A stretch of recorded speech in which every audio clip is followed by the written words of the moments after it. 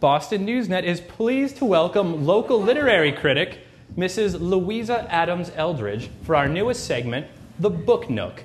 Thank you so much for joining us, Mrs. Adams Eldridge. Oh, think nothing of it, young man. Not at all. Why, if I weren't here, I'd be sitting at home on Brattle Street, stroking my kitties or rearranging the remains of Mr. Adam Eldridge. Well, should we just get on with the book review? Oh, certainly.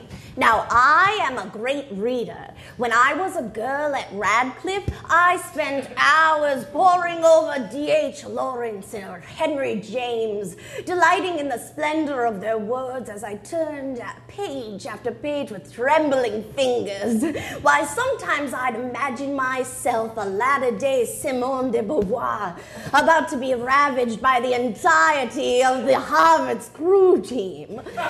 Did you know they have a man on the boat named a cocktail? Sorry to interrupt, but we're super short on time. If we could just... Oh, certainly. How I forget the impatience of youth.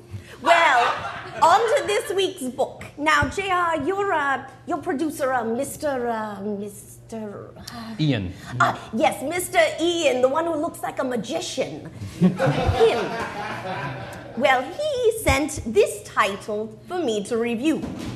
Highlander Unchained. And you know what? I was appalled. Man, I am so sorry. There must have been some kind of miscommunication. You were supposed to get the new Jhumpa Lahiri novel to review.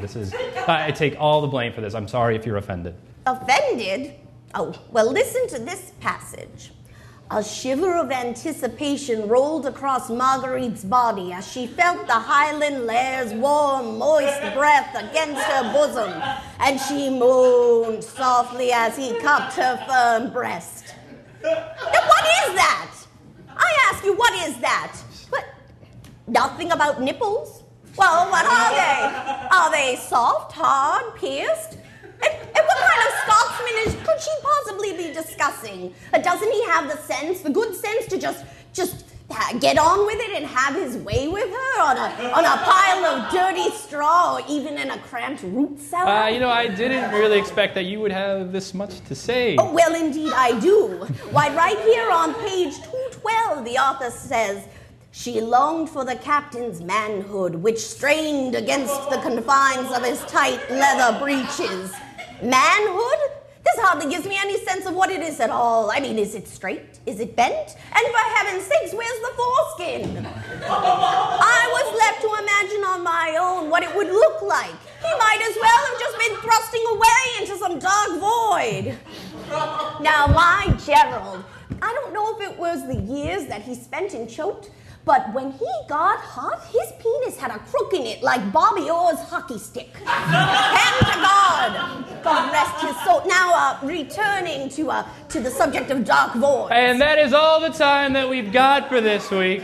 Certainly, dear. I understand. Well, I appreciate your understanding. Thanks again for your time, Mrs. Louisa Adams Eldridge with The Book Nook.